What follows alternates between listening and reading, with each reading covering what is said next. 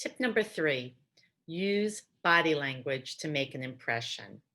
I like to talk about using a third of the screen.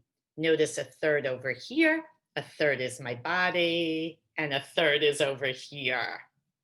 Exude confidence by filling your screen. Nonverbal communication is a great tool to help you stand out from the crowd. Smile and use gestures when speaking so that you appear enthusiastic about what you are saying. When listening, nod thoughtfully to show that you are attentive to the message. Keep in mind that body language is 55% of the initial impression you will make. If you like this video, please make sure that you leave a comment and like it. Give us a thumbs up.